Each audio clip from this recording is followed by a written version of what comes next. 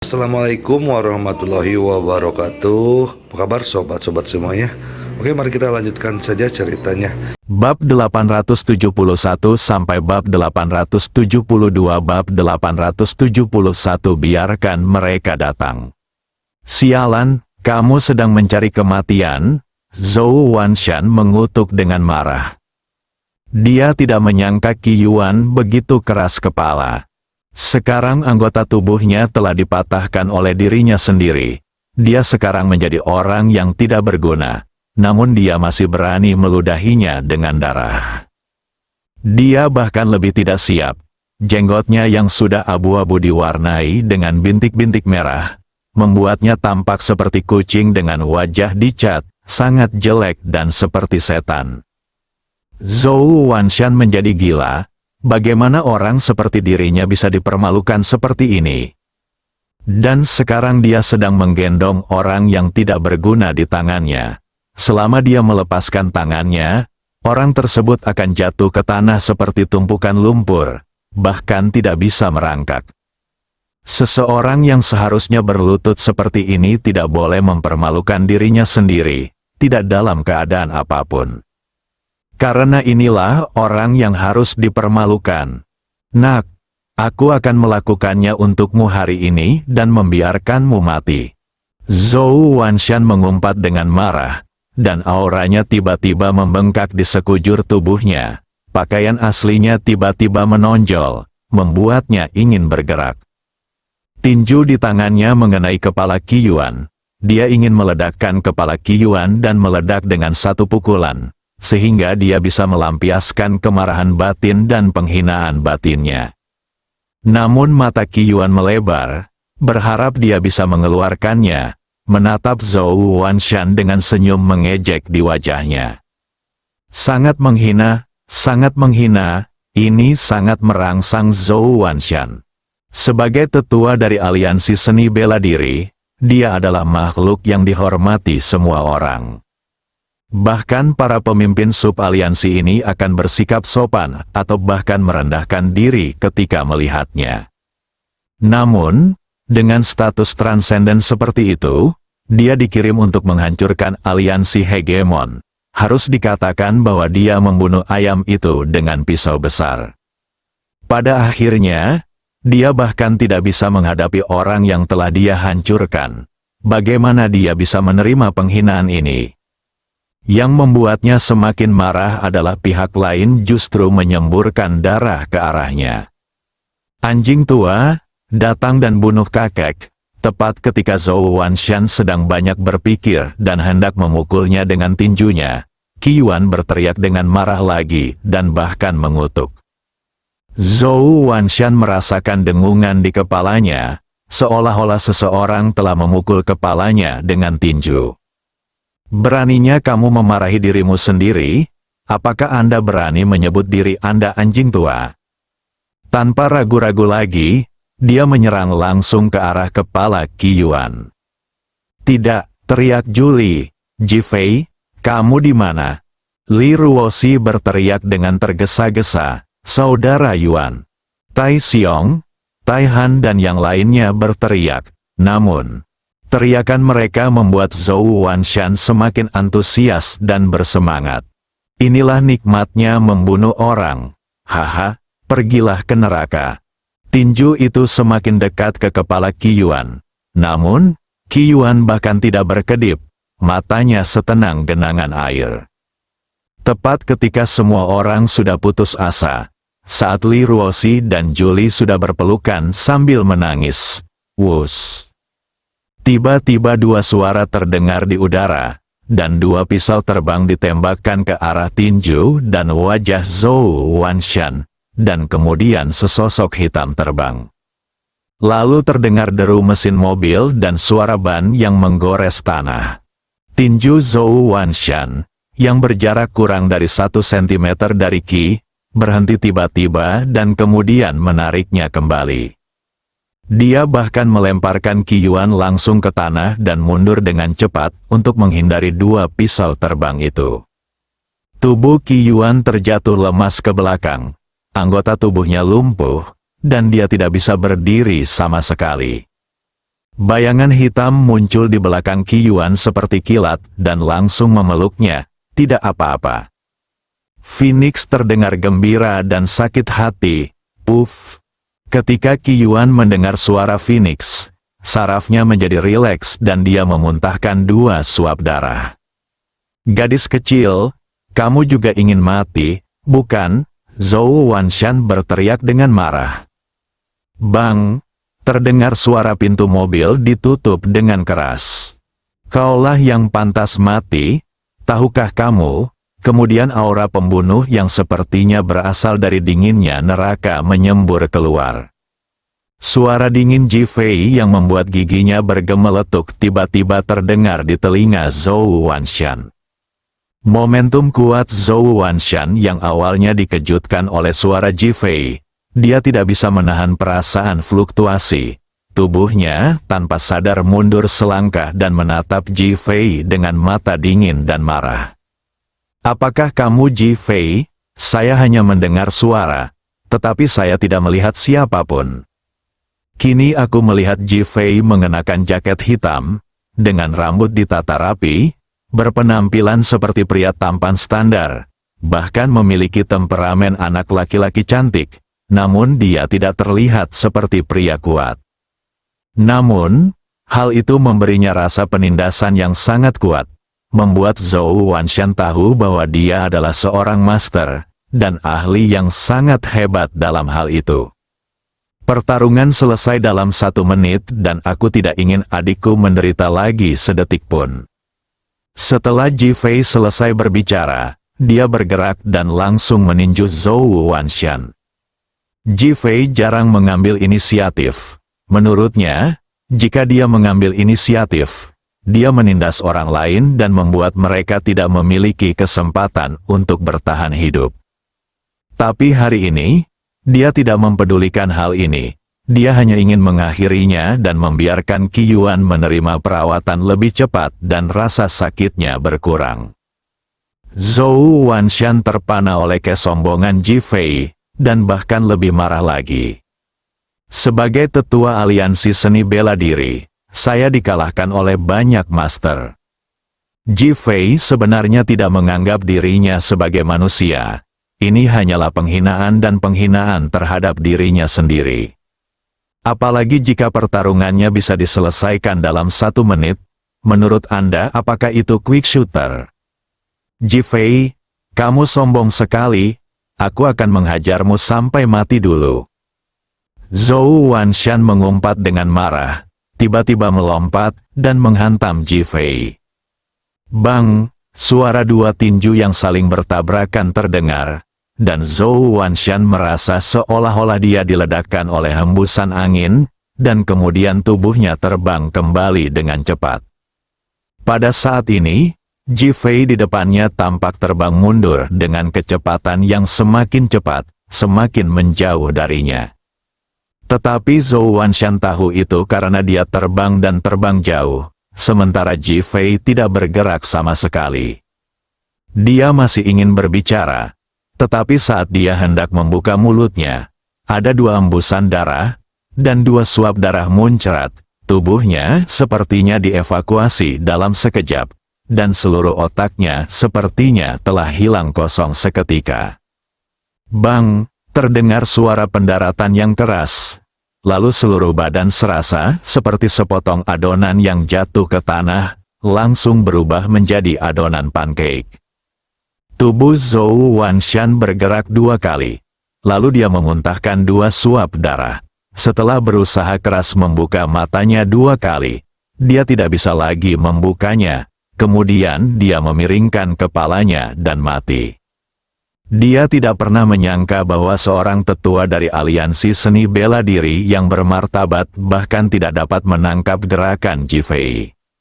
Apa yang tidak dia duga adalah setelah dia melumpuhkan anggota tubuh Qi Yuan, Ji Fei akan menghancurkan semua meridian di tubuhnya dengan 1 pukulan, membuatnya lumpuh total sebelum mati. Tidak ada kekejaman, hanya lebih banyak kekejaman. Apakah Ji Fei sombong? Saat ini, Zhou Wanshan tahu bahwa dia terlalu sombong. Apalagi saat aku memikirkan apa yang aku teriakkan, aku akan menghajarmu sampai mati dulu. Ironis sekali. Namun, tidak ada kesempatan untuk melihat ke belakang dan menyesal. Ini sudah berakhir, pertempuran sudah berakhir. Hidupnya juga sudah berakhir. Semua orang yang menonton adegan itu merasa pikiran mereka kosong saat ini. Karena yang mereka lihat adalah Zhou Wanshan mengendalikan hidup dan mati Qi Yuan seperti dewa yang mengendalikan hidup dan mati. Namun pada akhirnya, Ji Fei menyelesaikan pertarungan dengan satu gerakan. Ji Fei berbalik dan berjalan menuju Feng Huang dan langsung menjemput Qi Yuan. Cari tahu lokasi setiap cabang dan markas besar aliansi seni bela diri. Phoenix mengangguk, biarkan mereka datang. Ji Fei melihat ke kejauhan dan mengatakan sesuatu. Phoenix terkejut pada awalnya, dan kemudian wajahnya penuh dengan keterkejutan. Long Tu akhirnya berkumpul. Bab 872 Pil Ambergris. 3 jam kemudian, Ji Fei keluar dari kamar Qi Yuan. Wajahnya sedikit pucat, tapi matanya dipenuhi amarah. Feng Huang dan yang lainnya berkumpul, berdebar. Tai Xiong dan Tai Han adalah orang pertama yang berlutut. Saudara Ji, maafkan saya. Ini semua karena ketidakmampuan kita. Saudara Yuan berencana untuk menyelamatkan kita. Ji Fei merasa lebih tenang setelah mendengar ini. Cedera Qi Yuan serius, tetapi patah tulang mudah diperbaiki. Kunci masalahnya adalah luka dalam Qi Yuan serius. Dia tahu betul kekuatan Qi Yuan saat ini. Dengan kekuatan Zhou Wanshan sekarang, Qi Yuan tidak bisa menderita luka dalam yang begitu serius. Bagian tersulit dan menghabiskan energi dari keseluruhan proses perawatannya adalah perawatan luka dalam. Ketika Tai Xiong melihat mata Ji Fei sedikit melembut, dia melanjutkan, setelah Zhou Wanshan datang, kami akan bertarung sampai mati bersamanya. Tapi kami bukan lawan. Zhou Wanshan ingin memukul kami dua saudara lelaki sampai mati dan mengejutkan semua orang. Saudara Yuan buru-buru bergegas ketika tiba waktunya untuk mengambil tindakan. Saya tidak menyangka bahwa lelaki tua itu sangat kuat dan saudara Yuan tidak memiliki cukup kekuatan untuk bertabrakan dengannya. Jadi dia terluka parah. Panggilan, Ji Fei menghela napas. Dia tidak berdaya dalam masalah ini. Sekarang dia dan grup Li berkembang sangat cepat. Tetapi musuh yang mereka hadapi semakin kuat. Jika orang biasa seperti Tai Xiong dan Tai Han dapat menyelesaikannya. Tetapi tuan seperti itu, mereka sederhana saja tidak ada kemampuan untuk menyelesaikannya. Bangun, aku akan merawat lukamu nanti. Ji Fei memandang kedua orang itu dan berkata dengan tenang. Terima kasih, Kakak Ji.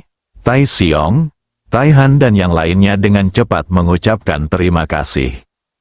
Ji Fei meminta mereka pergi. Phoenix, tolong bersihkan kamar. Phoenix mengangguk dan segera masuk. Sayang, bagaimana kabar Qi Yuan? Li Ruoxi akhirnya mendapat kesempatan untuk berbicara dengan Ji Fei. Selama ini, dia diculik oleh guru Tao King Song. Setelah dia diselamatkan, Ji Fei membawa Feng Huang mencari obat untuk menghilangkan racun flu. Hari ini Zhou Wanshan datang ke sini lagi dan hampir membunuh Qi Yuan, yang membuatnya merasa gugup. Ji Fei menunjukkan senyuman yang menghibur dan berkata, tidak apa-apa, selama aku di sini, tidak akan terjadi apa-apa. Li Ruoxi berusaha keras untuk tidak menangis. Saya akan membantu menjaga Qi Yuan. Setelah selesai berbicara, Julie masuk. Dia tidak ingin mengganggu pasangan orang lain. Suami, Li Ruoxi langsung melemparkan dirinya ke pelukan Ji Fei dan mulai menangis. Ji Fei dengan lembut membelai kepala Li Ruoxi dengan tangannya, matanya penuh cinta. Wanita ini sangat menderita karena dirinya sendiri. Jangan khawatir, Siapapun yang mengancam kita di dunia ini akan membayar mahal. Li Ruoxi memeluk Ji Fei lebih erat. Apakah kamu menyesal bersamaku? Ji Fei tiba-tiba bertanya dengan lembut. Li Ruoxi mengangkat wajahnya yang berlinang air mata dan tersenyum pada Ji Fei. Aku tidak menyesalinya, aku tidak menyesal bersamamu. Bahkan jika aku mati. Ji Fei tiba-tiba merasa terharu di dalam hatinya dan memeluk Li Ruoxi dengan erat. Cinta sejati tidak memerlukan sumpah abadi. Kata-kata biasa saja sudah cukup. Ji Fei selalu memiliki senyuman di bibirnya. Dia tahu betul bahwa mulai hari ini, peta naga miliknya akan berlayar lagi. Dan mantan Raja Naga juga akan muncul kembali. Liga Seni Bela Diri Longtang. Semuanya gemetar. Nasib tragis mereka telah dimulai. Pemblokir naga, mati. Ji Fei menenangkan diri dan pergi untuk menyembuhkan Tai Xiong, Tai Han, dan lainnya. Setelah itu, dia pergi membuat obat untuk Qi Yuan, tetapi menolak upaya Feng Huang dan orang lain untuk membantu. Katanya lebih baik membuat obat daripada merebus obat. Dia ingin mengeluarkan empedu ularnya dan menjadikannya ambergris. Menurut catatan, pil ambergris dapat membuat orang kuat dan sehat, memungkinkan praktisi bela diri dengan cepat mencapai terobosan dan meningkatkan seni bela diri mereka seperti obat yang dapat menyebabkan kelahiran kembali. Untuk kesembuhan Qi Yuan saat ini, itu hanyalah obat tertentu. Dan dia bahkan merasa bahwa Shen Long menyiapkannya hanya untuk Qi Yuan. Ji Fei memurnikan pil ambergris sesuai dengan catatan, dan membuat total 20 pil. Melihat ambergris emas, mata Ji Fei dipenuhi kegembiraan. Ambil pil ambergris yang telah dimurnikan dan masuk ke kamar Qi Yuan. Qi Yuan telah bangun pada saat ini. Tetapi memikirkan tentang cedera seriusnya, dia sedikit tersesat, dan matanya yang melihat ke arah atap dipenuhi dengan keputusasaan. Melihat Ji Fei, dia segera mengusap wajahnya ke bantal untuk menyembunyikan air matanya. Ji Fei patah hati, tapi dia masih tersenyum dan berkata, "Apakah kamu merasa sedikit sedih dan putus asa?" Qi Yuan seperti anak kecil di depan Ji Fei. Dan dia tidak berbohong. Dia mengangguk, "Saya telah menjadi orang yang tidak berguna." Ji Fei tersenyum dan menggelengkan kepalanya, "Apakah kamu masih percaya pada keterampilan medisku?" Qi Yuan tersenyum pahit, "Saya yakin hanya saja cedera saya terlalu serius dan tidak akan sembuh dalam waktu singkat." Memikirkan Ji Fei memiliki begitu banyak musuh di depannya, dan tidak dapat membantunya, dia merasa sangat bersalah. Lihat apa ini, Ji Fei mengeluarkan pil ambergris. Qi Yuan terkejut saat melihat pil ambergris emas, dan kemudian nama pil ambergris muncul di benaknya. "Tuan, bagaimana Anda mendapatkan pil ambergris ini?" Mata penuh kejutan dan penuh harapan. Ji Fei tersenyum dan membawa pil ambergris ke mulut Qi Yuan. Qi Yuan tidak ragu-ragu sama sekali. Dia langsung membuka mulutnya. Ji Fei memasukkannya, dan pil ambergris meleleh di mulutnya. Qi Yuan merasa pil ambergris seperti sumber kehidupan. Ketika memasuki tubuhnya, tubuhnya langsung terasa nyaman, dan kemudian kekuatan tak terbatas melonjak. Wajah Qi Yuan menunjukkan keterkejutan dan dia menatap Ji Fei dengan tidak percaya. "Mungkin ini kehendak Tuhan," Ji Fei hanya menjawab saat ini. Qi Yuan mendengarkan, Ji Fei bercerita tentang pembunuhan Shen Long. Setelah Qi Yuan mendengar ini, dia tercengang, menatap Ji Fei. Dia mengira dia salah dengar, dan butuh waktu lama untuk bereaksi. "Tuan, Anda benar-benar membunuh naga itu dengan satu pedang." Karena kekuatan obat ambergris di tubuhnya, Qi Yuan tahu bahwa ini setidaknya adalah empedu ular piton berusia ratusan tahun. Beberapa dari ular piton itu mungkin telah menjadi naga, tetapi mereka dibunuh oleh Ji Fei dengan satu pedang. Sebenarnya itu bukan sepenuhnya salahku, Ji Fei berkata dengan ringan. Siapa lagi yang pantas mendapat pujian? Chu Shengxing dan Gao Heshan juga mengambil tindakan, masing-masing menebas naga itu dengan pedang mereka. Dahi, Qi Yuan merasakan kepalanya berdengung. Ji Fei baru saja mengatakan bahwa pedang mereka tidak berguna jika digunakan untuk menebasnya. Jangankan 1 pedang, 100 pedang pun tidak ada gunanya. Bukankah Ji Fei adalah pemain kuncinya? Mengenai perkataan Ji Fei, Qi Yuan bertanya-tanya apakah dia harus menyebut Ji Fei rendah hati, masih menggoda 2 orang. Jika kedua orang ini masih hidup dan mendengar bahwa Ji Fei masih menegaskan kontribusi mereka, mereka mungkin akan marah sampai mati lagi. Bersemangat, Qi Yuan tiba-tiba duduk dengan tangannya, biar ku bilang, itu saja. Qi Yuan tidak dapat melanjutkan pembicaraan di tengah jalan. Karena dia bisa bergerak, lebih baik, meskipun lengan dan kaki yang patah telah diperbaiki oleh Ji Fei, seharusnya tidak disembuhkan secepat itu. Tapi sekarang saya merasa lebih baik, dan saya tampak lebih kuat dari sebelumnya. Ini, Qi Yuan melompat ke tanah, melihat lengan dan kakinya, dan menepuknya 2 kali, seolah dia ingin tahu apakah itu asli. Ji Fei juga terkejut, tapi lebih seperti orang yang bahagia. Dia tahu bahwa pil ambergris memiliki efek yang ajaib, tetapi dia tidak menyangka akan begitu ajaib, yang agak tidak terduga. Keduanya bertatap muka selama beberapa detik, dan Qi Yuan tiba-tiba tertawa dan menangis. Itu benar, saya menangis sambil tertawa, sebuah berkah tersembunyi. Ji Fei memandang Qi Yuan yang bersemangat dan merasa tidak terlalu menyesal di dalam hatinya. Dang dang dang, saat itu, ada ketukan di pintu. Bersambung.